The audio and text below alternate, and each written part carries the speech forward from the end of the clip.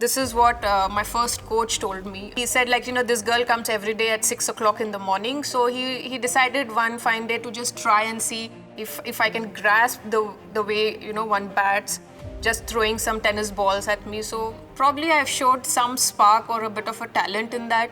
And he was the one who suggested that, my dad rather invest his money and time in making me a cricketer than my brother.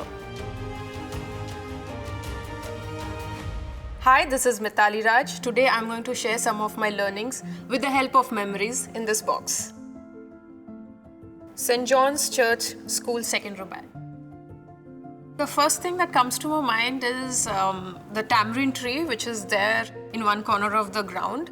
I remember my dad used to take me on the two-wheeler along with my brother because my brother was playing cricket, so I used to just tag along. Dad being from the defense, he wanted to inculcate the habit of early rising. If you don't have discipline, then you don't have control over your mind or your temperament or your mood swings. If you're disciplined, there are times when you go through a hard phase, but it is discipline that actually gets you back on path. Even if I come back from, say, a 10-day holiday, it wouldn't take me time to get into a rhythm. What have you learnt on field that you have carried with you off field? I remember there was a game where I scored 100 and immediately next day, I scored a golden duck. And the entire day was a bad day for me. And that evening I spoke to my dad. And so he told me that, how was your emotions when you scored 100? I said, I was quite happy. And he said, what happened? Why then when you score a 0, you're so dejected? I said, because I didn't score runs. So he said, overnight you cannot be a bad cricketer. You cannot lose your game overnight. It's all in the mind. And whether you score 100 or a 0, you always take pride in putting your best effort. 100th captaincy, 3-0 win.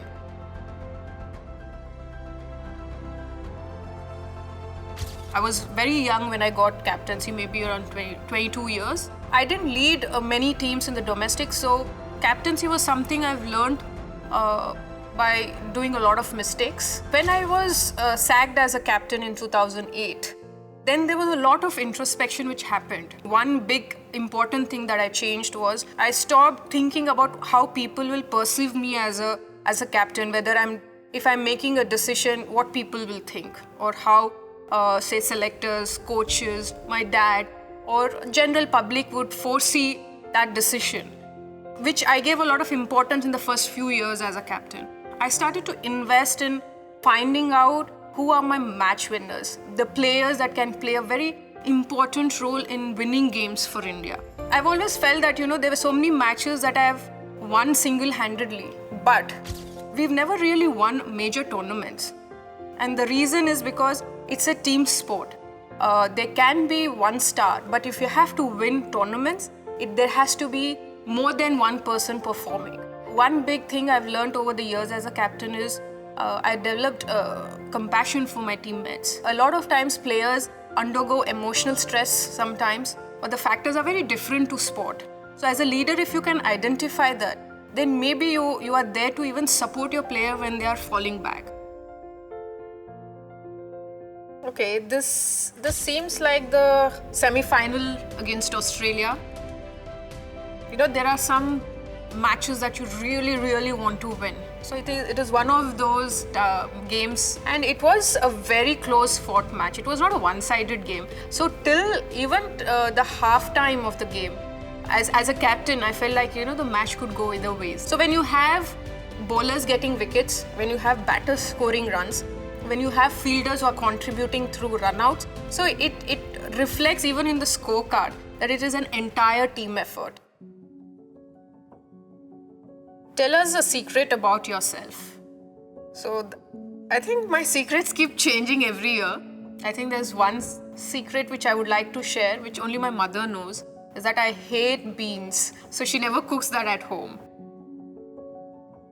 Okay, this is a scorecard of the second test played at Taunton. The series actually started with the one-dayers, and India did very bad in the one-dayers. And we were moving on to the test. The first test was washed out, so this was the last test before we head home. A lot of players, a lot of coaches always prep you up in terms of your skill, it's equally important to prep your mental mindset also. And I do have these very positive affirmations that I stick in every place. I try to keep the affirmations very simple.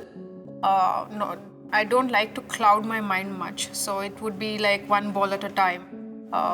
Clarity in thought. When I scored a double 100, I was like, okay, I scored a double 100. I remember calling dad from the booth there, a telephone booth, and I told him like I scored a double 100.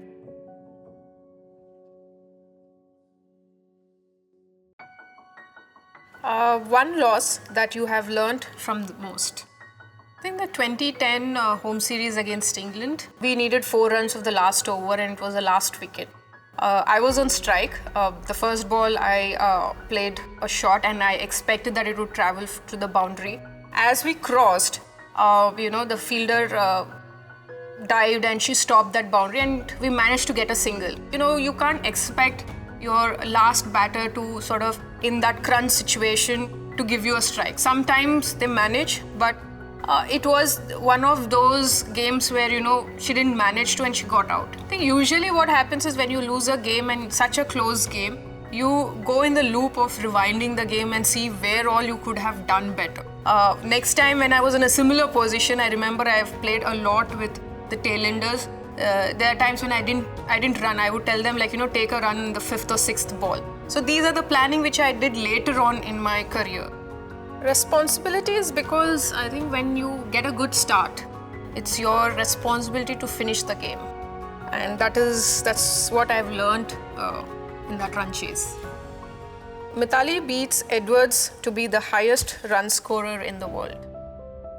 Well, I definitely knew I was closing in on the milestone, but it would happen on that day or how many runs I needed, I was not aware.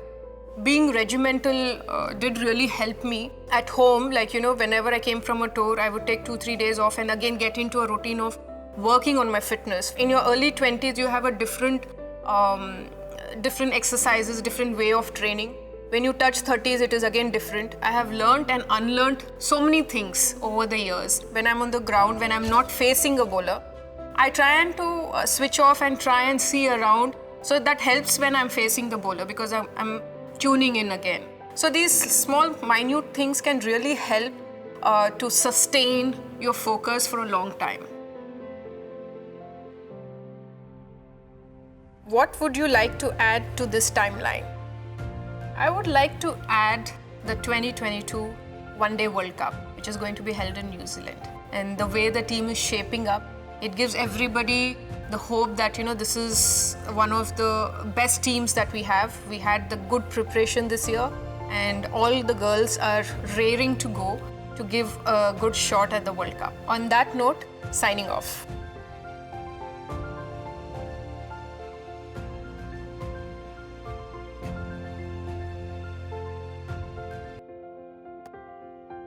Thank you.